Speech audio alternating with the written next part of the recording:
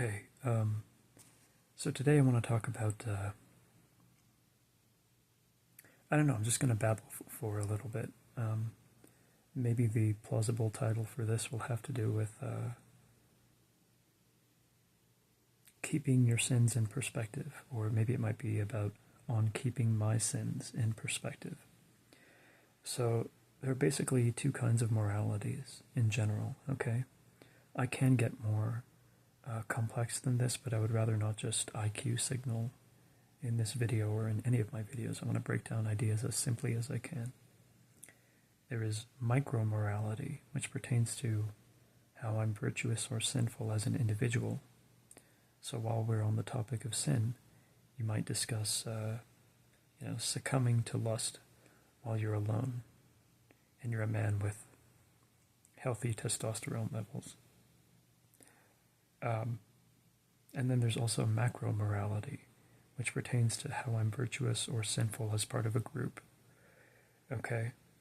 So, if I'm part of a social fabric that collaboratively chooses consumerism over service to the poor, then it's a real problem if I and others within a social group claim that we want to primarily invest in serving the so-called least of God's children, at least some of the time.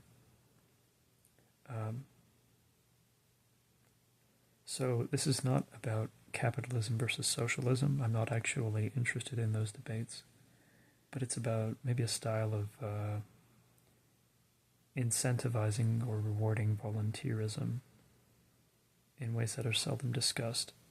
So I believe that we need proper rewards for decent men who behave like saints, okay? So I've previously referenced, and will keep referencing, the case of the effective altruist, Jeff Kaufman. He is a fellow who worked for Google for a while, and he's generally given large, if not massive, chunks of his money to financially efficient charities that help people who will never be able to see or touch or meet him.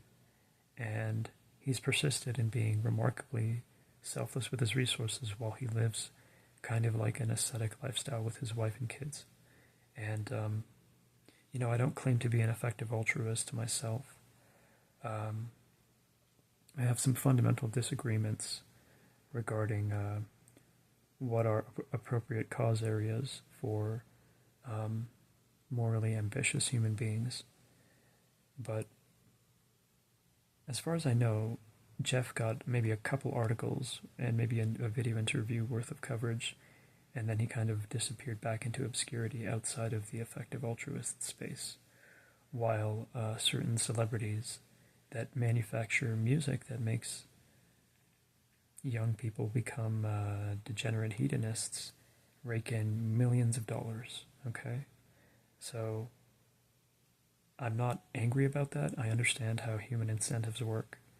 I understand that markets respond to real preferences in certain ways, and I'm familiar with, what is it called, subjective value theory, okay?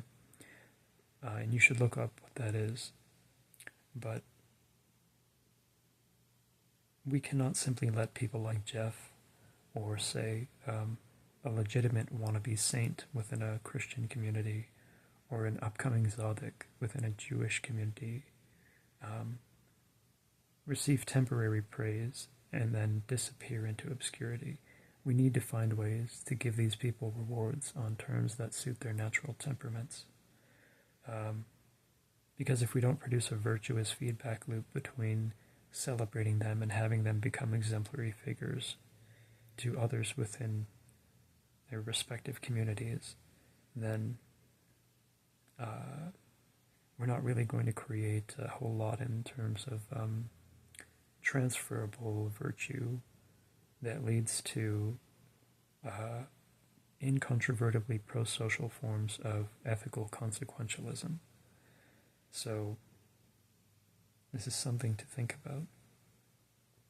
A lot of content pushers online obsess over micro-morality, which is whether and how you sin in private, and the more they get you to obsess over your personal failings, the less they're going to turn your gaze toward our collective failings, whether it's toward the poor or the disabled or,